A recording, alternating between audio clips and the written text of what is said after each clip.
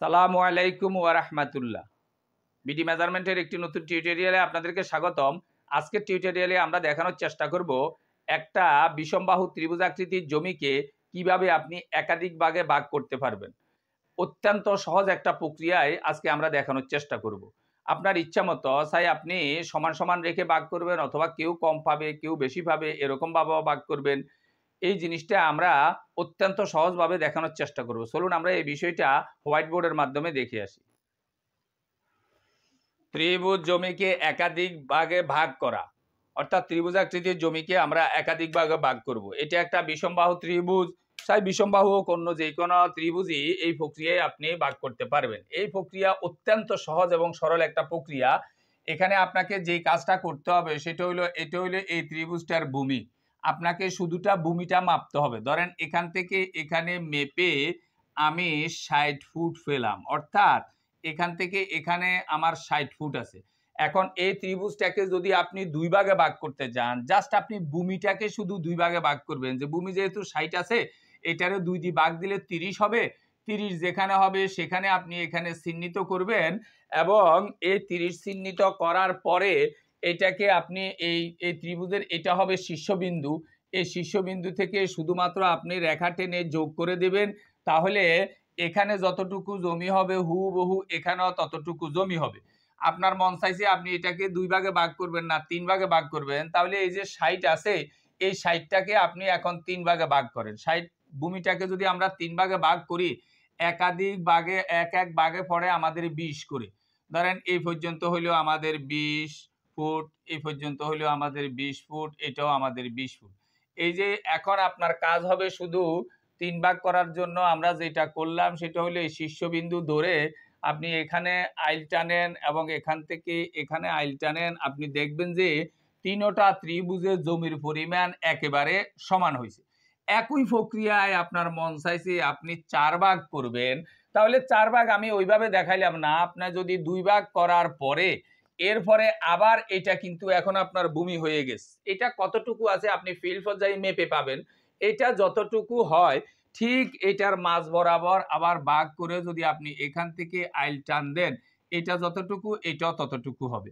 আবার এটা যতটুকুই আছে না কেন তার অর্ধেকে আপনি চিহ্নিত করে এখন এটারে শীর্ষবিন্দু ধরে যখন আপনি এখানে আইল টান দিবেন, ঠিকই এভাবে 4 ভাগ হয়ে যাবে। এভাবে আপনার মন চায় যত ভাগ, শুধুমাত্র ভূমিটাকে ভাগ করে আপনি এই কাজটা করতে পারবেন। এখন আমি একটু বলবো আপনাকে এটা হয় কিভাবে বা এটা কেন হইতেছে। এটা এই জন্য হইতেছে যেহেতু আমরা এটারে ভূমি মনে করতেছি, এবং এটার এই শীর্ষবিন্দু হলো এইটা। ভূমির উপরে এই শীর্ষবিন্দুতে লম্ব কিন্তু একটাই হবে। আমি এখানে যত রেখা টানি না কেন লম্বটা একটাই হয়। লম্ব কোনটা হয়? ত্রিভুজের শীর্ষবিন্দু থেকে ভূমির উপরে সবচাইতে ছোট যেই দূরত্ব এটাকে বলা হয় লম্ব। এখন লম্বটা হয়তো আমার এখানে লম্ব মানে তো এখানে 90 ডিগ্রি কোণ হবে, হয়তো আমার এরকম কোনো একটা জায়গায় একটা কথারে লম্বটা হবে হোক। এখন যেহেতু আপনি এখানে একটা ত্রিভুজ যখন আমাদের হয়েছিল এইভাবে, এটার ভূমি যা ঠিক তারও লম্ব কিন্তু এটা। এটা যে আমার পুরাটা যখন ভূমি হয়েছিল তখনও তারও কিন্তু লম্ব এটা। এটা আমার ভূমি যে হয়েছিল তখনও কিন্তু লম্ব এটা।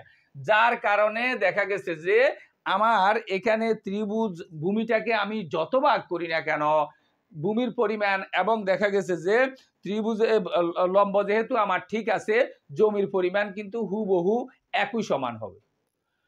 এখন আপনি হয়তো বলবেন এত সমান সমান একটা ভাগ করছেন সবাই সমান সমান পাবে, এখন যদি কেউ কম পায় কেউ বেশি পায় সেই ক্ষেত্রে আমরা কি করব? ওইটাও অত্যন্ত সহজ প্রক্রিয়াই হয়ে যাবে। আপনি দেখেন, ধরেন এই ত্রিভুজটার জমি যতটুকু আছে এটার 10 ভাগের 3 ভাগ পাবে একজন, আর 10 ভাগের 7 ভাগ পাবে আরেকজন। যার কারণে এখন আপনাকে ওই প্রক্রিয়ায় একই অবস্থায় এই যে ভূমিটা যে আছে, এই ভূমি যেহেতু 60 এর 10 ভাগের 3 ভাগ একজনকে দিবেন, তখন ওর ভূমিটাতে যাবে 18 ফিট, আর 60 এর 10 ভাগের 7 ভাগ আরেকজনকে দিবেন, সেখানে যাবে 42 ফিট।